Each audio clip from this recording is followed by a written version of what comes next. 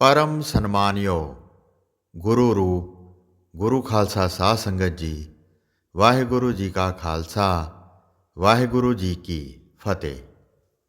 प्यारी साध संगत जी, ਅੱਜ ਆਪਾਂ ਦਰਸ਼ਨ ਕਰ ਰਹੇ ਹਾਂ ਭਾਈ ਕਨਈਆ ਜੀ ਦੇ ਉਸ ਤਪ ਸਥਾਨ ਦੇ ਜਿਹੜਾ ਕਿ ਸ਼੍ਰੀ ਅਨੰਦਪੁਰ ਸਾਹਿਬ ਦੇ ਨੇੜੇ ਹੈ। ਸ਼੍ਰੀ ਅਨੰਦਪੁਰ ਸਾਹਿਬ ਤੋਂ ਕਿਲ੍ਹਾ ਤਾਰਾਗੜ੍ਹ ਜਾਣ ਵਾਲੀ ਸੜਕ ਤੇ ਇਹ ਸਥਾਨ ਸੁਸ਼ੋਭਿਤ ਹੈ। ਇਸੇ ਸਥਾਨ ਤੋਂ ਹੀ ਭਾਈ ਕਨਈਆ ਜੀ ਆਪਣੀ ਮਸ਼ਕ ਨਾਲ ਜ਼ਖਮੀ ਫੌਜਾਂ ਨੂੰ ਪਾਣੀ ਪਿਲਾਇਆ ਕਰਦੇ ਸਨ।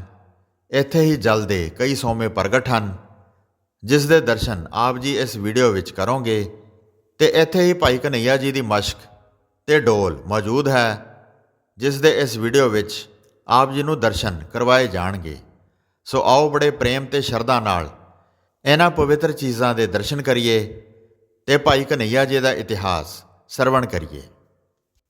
ਕਈ ਅਜਿਹੀਆਂ ਰੂਹਾਂ ਸੰਸਾਰ ਉੱਤੇ ਆਉਂਦੀਆਂ ਹਨ ਜੋ ਮਨੁੱਖੀ ਰੂਪ ਵਿੱਚ ਹੁੰਦਿਆਂ ਹੋਇਆਂ ਵੀ ਹਰ ਲੋਭ ਲਾਲਚ ਤੋਂ ਉੱਪਰ ਉੱਠ ਕੇ ਤਨ ਮਨ ਧਨ ਨਾਲ ਸੇਵਾ ਕਰਕੇ ਦੁਨੀਆ ਤੋਂ ਚਲੀਆਂ ਜਾਂਦੀਆਂ ਹਨ, ਪਰ ਆਉਣ ਵਾਲੀਆਂ ਪੀੜ੍ਹੀਆਂ ਲਈ ਇੱਕ ਚਾਨਣ ਮੁਹਾਰਾ ਬਣ ਕੇ ਹਮੇਸ਼ਾ ਲੋਕਾਂ ਦੇ ਦਿਲਾਂ ਵਿੱਚ ਜ਼ਿੰਦਾ ਰਹਿੰਦੀਆਂ ਹਨ। ਅਜਿਹੀ ਸ਼ਖਸੀਅਤ ਵਾਲੇ ਭਾਈ ਕਨਈਆ ਜੀ, ਜਿਨ੍ਹਾਂ ਨੇ ਗੁਰਬਾਣੀ ਨੂੰ ਸਿਰਫ ਪੜ੍ਹਿਆ ਹੀ ਨਹੀਂ ਬਲਕਿ ਉਸ ਉੱਤੇ ਅਜਿਹਾ ਅਮਲ ਵੀ ਕੀਤਾ ਕਿ ਉਹ ਆਪਣੀ ਸਾਰੀ ਜ਼ਿੰਦਗੀ ਬਿਨਾਂ ਕਿਸੇ ਜਾਤੀ ਜਾਂ ਮਜ਼ਹਬ, ਦੋਸਤ ਜਾਂ ਦੁਸ਼ਮਣ, ਆਪਣਾ ਜਾਂ ਪਰਾਇਆ, ਬਿਨਾਂ ਕਿਸੇ ਭੇਦਭਾਵ ਜਾਂ ਵਿਤਕਰੇ ਤੋਂ ਮਨੁੱਖਤਾ ਦੀ ਸੇਵਾ ਕਰਨ ਖਾਤਰ ਆਪਣੀ ਸਾਰੀ ਜ਼ਿੰਦਗੀ ਕੁਰਬਾਨ ਕਰ ਦਿੱਤੀ।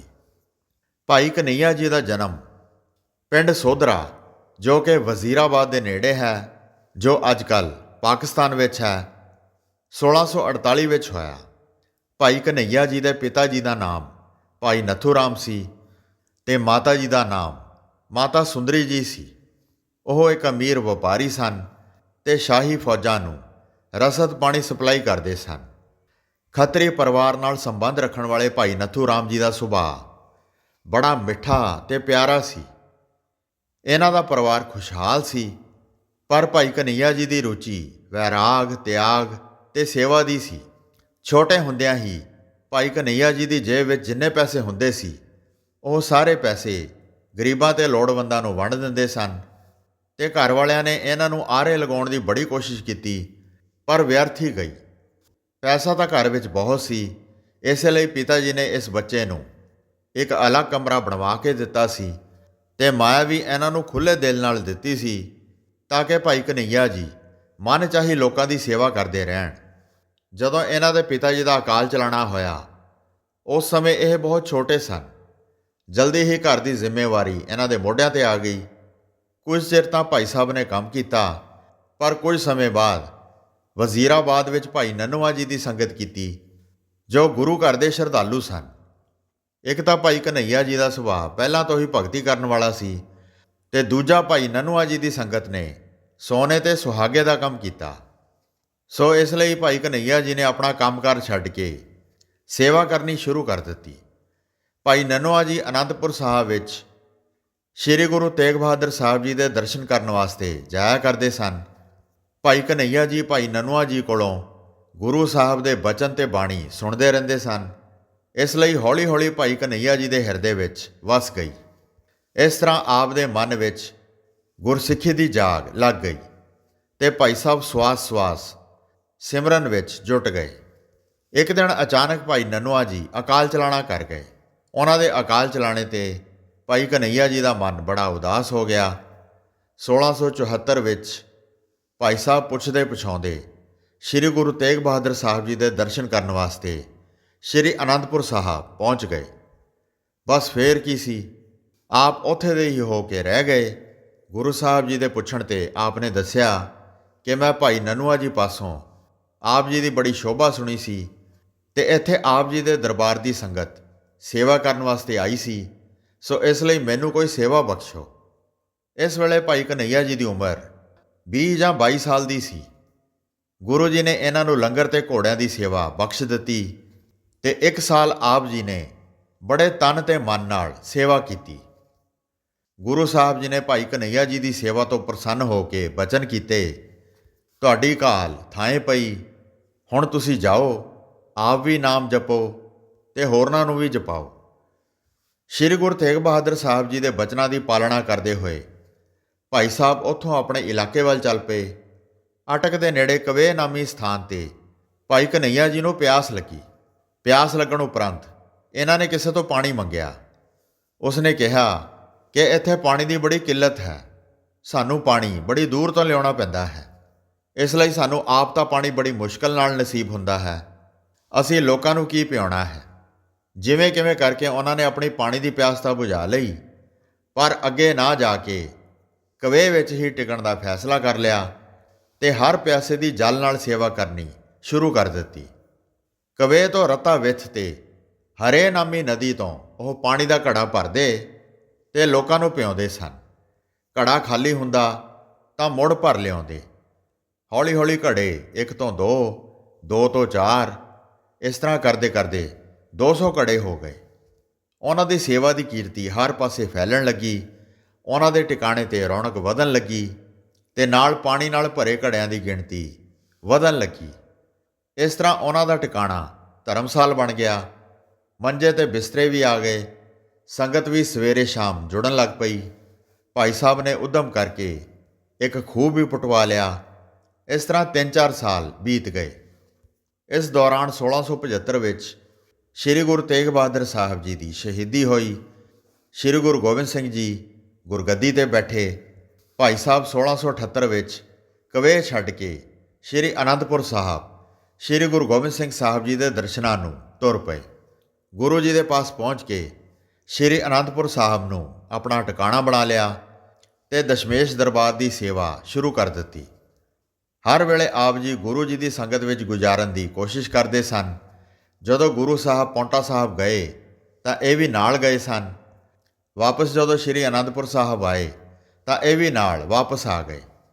ਗਲ ਵਿੱਚ ਇਹਨਾਂ ਦੇ ਇੱਕ ਮਸ਼ਕ ਸੀ, ਸਿਰ 'ਤੇ ਘੜਾ ਸੀ ਤੇ ਹਰ ਵੇਲੇ ਸੰਗਤ ਦੀ ਸੇਵਾ ਕਰਦੇ ਰਹਿੰਦੇ ਸਨ। ਇਸ ਤਰ੍ਹਾਂ ਹਾਲਾਤਾਂ ਨੇ ਪਲਟਾ ਮਾਰਿਆ। ਸ਼੍ਰੀ ਅਨੰਦਪੁਰ ਸਾਹਿਬ ਰਣ ਤੱਤੇ ਵਿੱਚ ਬਦਲ ਗਿਆ। ਬੰਦੂਕਾਂ ਦੀ ਠਾਹ-ਠਾਹ, ਤੀਰਾਂ ਦੀ ਸ਼ੂਕਰ ਤੇ ਤਲਵਾਰਾਂ ਬਰਛਿਆਂ ਦੀ ਛਣਕਾਰ ਦੇ ਨਾਲ ਜ਼ਖਮੀਆਂ ਦੀ ਚੀਕ ਪੁਕਾਰ ਹੋਣ ਲੱਗੀ।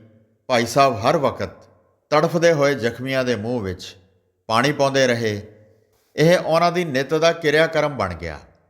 ਕਈ ਵਾਰੀ ਅਜਿਹਾ ਵੀ ਹੁੰਦਾ ਕਿ ਦੁਸ਼ਮਣ ਪਾਣੀ ਪੀ ਕੇ ਫੇਰ ਤਰੋ-ਤਾਜ਼ਾ ਹੋ ਜਾਂਦਾ ਤੇ ਸਿੱਖ ਸੈਨਿਕਾਂ ਉੱਪਰ ਟੁੱਟ ਪੈਂਦਾ। ਇਹ ਸਭ ਕੁਝ ਦੇਖ ਕੇ ਸਿੱਖ ਸੈਨਿਕ ਬੜੇ ਦੁਖੀ ਹੁੰਦੇ, ਪਰ ਗੁਰੂ ਸਾਹਿਬ ਦਾ ਭਾਈ ਸਾਹਿਬ ਨਾਲ ਪ੍ਰੇਮ ਦੇਖ ਕੇ ਚੁੱਪ ਕਰ ਜਾਂਦੇ। ਇੱਕ ਦਿਨ ਉਹਨਾਂ ਤੋਂ ਰਿਹਾ ਨਾ ਗਿਆ ਤੇ ਗੁਰੂ ਸਾਹਿਬ ਕੋਲ ਆ ਕੇ ਉਹਨਾਂ ਨੇ ਸ਼ਿਕਾਇਤ ਕੀਤੀ, ਅਸੀਂ ਯੁੱਧ ਵਿੱਚ ਜਿੱਥੇ ਦੁਸ਼ਮਣਾਂ ਨੂੰ ਜ਼ਖਮੀ ਕਰਦੇ ਹਾਂ, ਉੱਥੇ ਹੀ ਤੁਹਾਡਾ ਇਹ ਸਿੱਖ ਭਾਈ ਕਨ੍ਹਈਆ ਜੀ ਉਹਨਾਂ ਪਾਸ ਜਾ ਕੇ ਮੁਰਦਿਆਂ ਦੇ ਮੂੰਹ ਵਿੱਚ ਪਾਣੀ ਪਾ ਕੇ ਉਹਨਾਂ ਨੂੰ ਸੁਰਜੀਤ ਕਰ ਦਿੰਦਾ ਹੈ। ਗੁਰੂ ਸਾਹਿਬ ਮੁਸਕਰਾਉਂਦੇ ਹੋਏ ਕਹਿਣ ਲੱਗੇ, ਤੁਸੀਂ ਅਸ਼ਾਂਤ ਨਾ ਹੋਵੋ, ਅਸੀਂ ਹੁਣੇ ਹੀ ਉਸ ਨੂੰ ਬੁਲਾ ਕੇ ਸਾਰੀ ਗੱਲਬਾਤ ਪੁੱਛ ਲੈਂਦੇ ਹਾਂ, ਤੁਸੀਂ ਫਿਕਰ ਨਾ ਕਰੋ। ਭਾਈ ਕਨ੍ਹਈਆ ਜੀ ਨੂੰ ਸੱਦਿਆ ਗਿਆ। ਭਾਈ ਕਨ੍ਹਈਆ ਜੀ ਮੋਢੇ ਉੱਤੇ ਮਸ਼ਕ ਰੱਖੀ ਸਤਨਾਮ ਵਾਹਿਗੁਰੂ ਦਾ ਜਾਪ ਕਰਦੇ ਹੋਏ ਆ ਰਹੇ ਸਨ। ਗੁਰੂ ਜੀ ਦੇ ਹਜ਼ੂਰ ਪੁੱਜ ਕੇ ਉਹਨਾਂ ਨੇ ਮੱਥਾ ਟੇਕਿਆ ਤੇ ਹੱਥ ਬੰਨ੍ਹ ਕੇ ਪੁੱਛਿਆ, ਹੇ ਸੱਚੇ ਪਾਤਸ਼ਾਹ, ਇਸ ਨਾਚੀਜ਼ ਨੂੰ ਤੁਸੀਂ ਸੱਦਾ ਭੇਜਿਆ ਹੈ, ਕਿਰਪਾ ਕਰੋ ਮਾਲਕ, ਮੈਨੂੰ ਹੁਕਮ ਲਾਓ। ਗੁਰੂ ਜੀ ਨੇ ਬਚਨ ਕੀਤਾ, ਹਾਂ ਭਾਈ, ਤੁਹਾਡੇ ਵਿਰੁੱਧ ਸ਼ਿਕਾਇਤ ਆਈ ਹੈ। ਤੁਸੀਂ ਜੰਗ ਵਿੱਚ ਜਿੱਥੇ ਸਿੱਖ ਫੱਟੜਾਂ ਨੂੰ ਪਾਣੀ ਪਿਲਾਉਂਦੇ ਹੋ, ਉੱਥੇ ਦੁਸ਼ਮਣਾਂ ਦੇ ਸੈਨਿਕ ਫੱਟੜਾਂ ਨੂੰ ਵੀ ਪਾਣੀ ਪਿਲਾ ਰਹੇ ਹੋ ਤੇ ਕੋਈ ਫਰਕ ਨਹੀਂ ਕਰਦੇ। ਗੁਰੂ ਸਾਹਿਬ ਜੀ ਨੇ ਸਵਾਲ ਕੀਤਾ। ਭਾਈ ਕਨ੍ਹਈਆ ਜੀ ਨੇ ਕਿਹਾ, ਪਾਤਸ਼ਾਹ, ਮੇਰੇ ਕੋਲੋਂ ਭੁੱਲ ਹੋ ਗਈ, ਪਰ ਮੈਨੂੰ ਤਾਂ ਯੁੱਧ ਵਿੱਚ ਕੋਈ ਦੁਸ਼ਮਣ ਨਜ਼ਰ ਹੀ ਨਹੀਂ ਆਉਂਦਾ। ਮੈਂ ਤਾਂ ਕੇਵਲ ਪਿਆਸਿਆਂ ਨੂੰ ਤੇ ਫੱਟੜਾਂ ਦੇ ਮੂੰਹ ਵਿੱਚ ਹੀ ਪਾਣੀ ਪਾਇਆ ਹੈ। ਮੈਨੂੰ ਤਾਂ ਹਰ ਫੱਟੜ ਦੇ ਮੂੰਹ ਉੱਤੇ ਤੁਹਾਡਾ ਹੀ ਚਿਹਰਾ ਦਿਖਾਈ ਦਿੰਦਾ ਹੈ। ਪਾਣੀ ਲਈ ਖੁੱਲ੍ਹੀ ਹਰ ਬੁੱਕ ਵਿੱਚ ਮੈਨੂੰ ਤੁਹਾਡਾ ਹੀ ਪਰਛਾਵਾਂ ਦਿਸਦਾ ਹੈ। ਗੁਰੂ ਸਾਹਿਬ ਸਮਝ ਗਏ ਤੇ ਸਿੱਖਾਂ ਨੂੰ ਕਹਿਣ ਲੱਗੇ, ਐ ਸਿੰਘੋ, ਭਾਈ ਕਨ੍ਹਈਆ ਜੀ ਜੋ ਬੋਲ ਰਿਹਾ ਹੈ, ਇਹ ਇੱਕ ਪੂਰਨ ਸਾਧ ਬਾਣੀ ਦਾ ਚਰਿੱਤਰ ਹੈ। ਇਸ ਪੂਰਨ ਪੁਰਖ ਕਨ੍ਹਈਆ ਨੂੰ ਕੁਝ ਨਾ ਕਹੋ। ਜੋ ਕਰੇ ਜਿੱਥੇ ਕਰੇ ਉੱਥੇ ਹੀ ਇਸ ਨੂੰ ਕਰਨ ਦਿਓ। ਇਸ ਸਾਧ ਦੇ ਮਨ ਦੀ ਅਵਸਥਾ ਬੜੀ ਉੱਚੀ ਹੈ। ਗੁਰੂ ਸਾਹਿਬ ਜੀ ਨੇ ਆਪਣੇ ਆਸਣ ਤੋਂ ਉੱਠ ਕੇ ਭਾਈ ਕਨ੍ਹਈਆ ਜੀ ਨੂੰ ਆਪਣੀ ਛਾਤੀ ਨਾਲ ਲਗਾਇਆ, ਭਾਈ ਸਾਹਿਬ ਦਾ ਮੱਥਾ ਚੁੰਮਿਆ ਤੇ ਗਦਗਦ ਹੋ ਕੇ ਬੋਲੇ, ਭਾਈ ਕਨ੍ਹਈਆ ਜੀ, ਤੁਸੀਂ ਸਿੱਖੀ ਨੂੰ ਠੀਕ ਸਮਝਿਆ ਹੈ। ਤੇਰੀ ਕਮਾਈ ਧਨ ਹੈ, ਤੂੰ ਸਭ ਤਾਤ ਵਿਸਾਰ ਦਿੱਤੀ ਹੈ। ਤੂੰ ਵਾਹਿਗੁਰੂ ਦਾ ਅਨੇਨ ਭਗਤ ਹੋ ਨਿਬੜਿਆ ਹੈ। ਸਤਿਗੁਰੂ ਜੀ ਨੇ ਉਸੇ ਵੇਲੇ ਇੱਕ ਮੱਲਮ ਦੀ ਡੱਬੀ ਮੰਗਵਾਈ ਤੇ ਭਾਈ ਕਨ੍ਹਈਆ ਜੀ ਨੂੰ ਸੌਂਪ ਕੇ ਹੁਕਮ ਦਿੱਤਾ, ਭਾਈ, ਜਿੱਥੋਂ ਤੁਸੀਂ ਫਟਣਾ ਨੂੰ ਪਾਣੀ ਪਿਲਾਉਂਦੇ ਹੋ ਉੱਥੇ ਉਹਨਾਂ ਦੇ ਜ਼ਖਮਾਂ 'ਤੇ ਮੱਲਮ ਵੀ ਲਗਾ ਦਿਆ ਕਰੋ। ਇਸ ਘਟਨਾ ਤੋਂ ਕਾਫੀ ਚਿਰ ਪਿੱਛੋਂ ਜਦ ਗੁਰੂ ਸਾਹਿਬ ਨੇ ਸ਼੍ਰੀ ਅਨੰਦਪੁਰ ਸਾਹਿਬ ਦਾ ਕਿਲ੍ਹਾ ਖਾਲੀ ਕੀਤਾ ਤਾਂ ਭਾਈ ਕਨ੍ਹਈਆ ਜੀ ਨੂੰ ਵੀ ਆਪਣੇ ਪਿੰਡ ਸੋਧਰਾ ਵਿੱਚ ਜਾ ਕੇ ਗੁਰਸਿੱਖੀ ਦਾ ਪ੍ਰਚਾਰ ਕਰਨ ਲਈ ਭੇਜ ਦਿੱਤਾ। ਪ੍ਰਚਾਰ ਦੇ ਨਾਲ ਨਾਲ ਭਾਈ ਸਾਹਿਬ ਦੀ ਇਹ ਸੇਵਾ ਵੀ ਨਿਰੰਤਰ ਜਾਰੀ ਰਹੀ। ਭਾਈ ਕਨ੍ਹਈਆ ਜੀ ਨੇ ਆਪਣੇ ਜੀਵਨ ਕਾਲ ਦੇ ਪਿਛਲੇ 10 ਕੁ ਸਾਲ ਆਪਣੇ ਇਲਾਕੇ ਵਿੱਚ ਹੀ ਗੁਜ਼ਾਰੇ ਤੇ ਪਿੰਡ ਸੋਧਰੇ ਵਿੱਚ ਹੀ 20 ਸਤੰਬਰ 1718 ਈਸਵੀ ਨੂੰ 70 ਸਾਲ ਦੀ ਉਮਰ ਭੋਗ ਕੇ ਇੱਕ ਦਿਨ ਕੀਰਤਨ ਸੁਣਦੇ ਸੁਣਦੇ ਅਜਿਹੀ ਸਮਾਧੀ ਲਗਾਈ ਕਿ ਗੁਰੂ ਚਰਨਾਂ ਵਿੱਚ ਜਾ ਵਿਰਾਜੇ। ਸੰਗਤਾਂ ਨੇ ਉਹਨਾਂ ਨੂੰ ਸਾਰੀ ਉਮਰ ਪਾਣੀ ਦੀ ਸੇਵਾ ਕਰਦਿਆਂ ਹੀ ਦੇਖਿਆ ਸੀ। ਇਸ ਲਈ ਸੰਸਕਾਰ ਕਰਨ ਦੀ ਬਜਾਏ ਉਹਨਾਂ ਦੀ ਦੇਹ ਨੂੰ ਜਲ ਪ੍ਰਵਾਹ ਕਰ ਦਿੱਤਾ ਗਿਆ। ਇਸ ਪ੍ਰਕਾਰ ਦੁਨੀਆ ਵਿੱਚ ਬਿਨਾਂ ਕਿਸੇ ਵਿਤਕਰੇ ਤੋਂ ਮਾਨਵਤਾ ਦੀ ਸੇਵਾ ਸ਼ੁਰੂ ਹੋਈ। ਭਾਰਤ, ਖਾਸ ਕਰਕੇ ਪੰਜਾਬ ਵਿੱਚ ਪਹਿਲੀ ਵਾਰੀ ਲਗਭਗ 1704 ਈਸਵੀ ਵਿੱਚ ਅਜਿਹੀ ਸੰਸਥਾ ਨੇ ਜਨਮ ਲਿਆ। ਪਿੱਛੋਂ ਜਾ ਕੇ ਇਸ ਸੰਸਥਾ ਦਾ ਨਾਮ ਸੇਵਾ ਪੰਥੀ ਪੈ ਗਿਆ। ਇਸ ਦੇ ਅੱਜ ਵੀ ਸੈਂਕੜੇ ਥਾਵਾਂ 'ਤੇ ਡੇਰੇ ਹਨ। ਇਹ ਇੱਕ ਮਹਾਨ ਸਮਾਜਿਕ ਕ੍ਰਾਂਤੀ ਸੀ ਜਿਸ ਨਾਲ ਮਨੁੱਖਤਾ ਦੀ ਸੇਵਾ ਦਾ ਮੁੱਢ ਬੱਝਾ। ਮੌਜੂਦਾ ਰੈੱਡ ਕਰਾਸ ਸੰਸਥਾ ਦੀ ਸਥਾਪਨਾ ਸੰਨ 1863 ਈਸਵੀ ਵਿੱਚ ਹੋਈ, ਪਰ ਅਸਲ ਵਿੱਚ ਰੈੱਡ ਕਰਾਸ ਦੇ ਸੰਸਥਾਪਕ ਅਸੀਂ ਭਾਈ ਕਨ੍ਹਈਆ ਜੀ ਨੂੰ ਹੀ ਮੰਨਦੇ ਹਾਂ, ਜਿਨ੍ਹਾਂ ਨੇ ਅੱਜ ਤੋਂ ਤਕਰੀਬਨ 300 ਸਾਲ ਪਹਿਲਾਂ ਹੀ ਇਸ ਜੂਨੀਅਰ ਯੂਥ ਰੈੱਡ ਕਰਾਸ ਦਾ ਦਿਨ ਮਿਤੀ 20-21-22 ਸਤੰਬਰ ਨੂੰ ਸ਼੍ਰੀ ਅਨੰਦਪੁਰ ਸਾਹਿਬ ਦੀ ਪਵਿੱਤਰ ਧਰਤੀ 'ਤੇ, ਜਿੱਥੋਂ ਕਿ ਭਾਈ ਕਨ੍ਹਈਆ ਜੀ ਨੇ ਗੁਰੂ ਸਾਹਿਬ ਦਾ ਆਸ਼ੀਰਵਾਦ ਲੈ ਕੇ ਮਾਨਵਤਾ ਦੀ ਸੇਵਾ ਦਾ ਕੰਮ ਆਰੰਭਿਆ ਸੀ, ਉੱਥੇ ਮਨਾਇਆ ਜਾ ਰਿਹਾ ਹੈ। ਹੋਈਆਂ ਭੁੱਲਾਂ ਚੁੱਕਾਂ ਦੀ ਖਿਮਾ ਬਖਸ਼ਣੀ ਜੀ। ਦਾਸ ਨੂੰ ਆਗਿਆ ਦਿਓ। ਵਾਹਿਗੁਰੂ ਜੀ ਕਾ ਖਾਲਸਾ, ਵਾਹਿਗੁਰੂ ਜੀ ਕੀ ਫਤਿਹ।